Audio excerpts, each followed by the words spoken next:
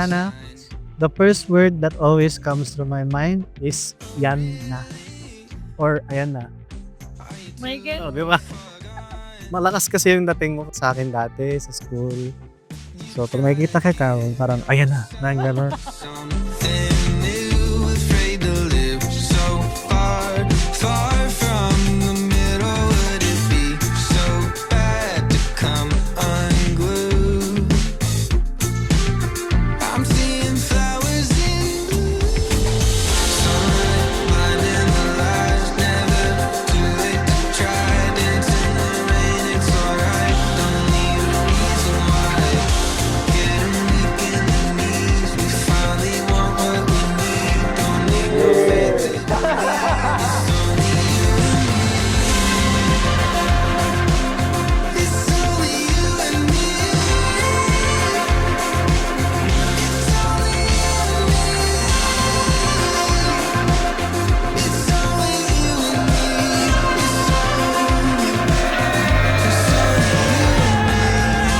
Christiana, did you come here of your own free will to bind yourself forever in the love and service of your husband?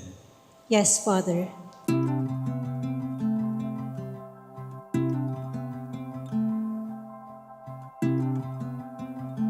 I've always been the person na never napakita ng emotion na hanggat kaya ko sa sarilihin ko, especially kung alam ko naman kaya ko naman solusyonan mag-isa. But when I met you, ikaw nagturo sa akin kung paano maging tao, kung paano maging human, na ipakita kung na okay lang maging mahina at times, hindi ka forever perfect, na it's okay to make mistakes. Dancing in your blue dress, swaying to the music, slowly. Kakasal ka na, bago. I'm singing and I'm smoking. Parang ano. Ako gusto ko yung mga ganitong moment natin.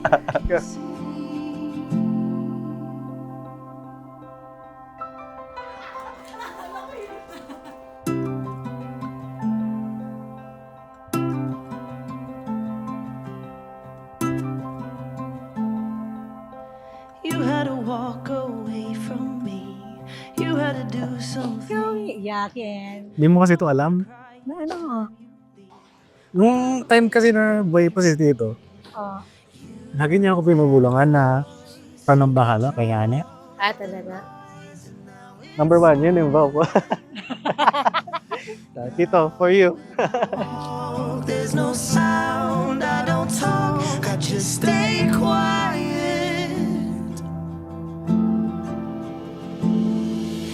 Dancing in your blue dress, swaying to the music, slowly. I'm singing and I'm smoking, even though you hate, you still kiss me. Later in October, neither of us sober, laughing.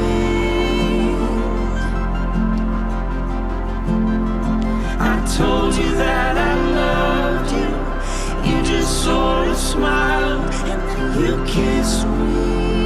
I love you more than anything in this world. You are my soulmate, my partner, and my best friend. I've loved you for almost 15 years now. Today, I'll become your husband and I get privileged to loving you from a very innocent. I'm only the person I am today because your love will pushes me forward and accept me where I am. You always assured me na andyan ka palagi kahit ano man yung pagkakamali ko, kung ano man yung kakulangan ko, ikaw ang pumupuno nun. I'll always be grateful to have you in my life. Alam mo naman na hindi ko kaya pag wala ka. Ikaw ang nagdala sa akin ng peace, ng calmness. Ikaw ang nagdala sa akin lahat. Thank you for being my person, my love, and my home. I am so honored to walk through life with you, and I can't wait to see where this journey takes us.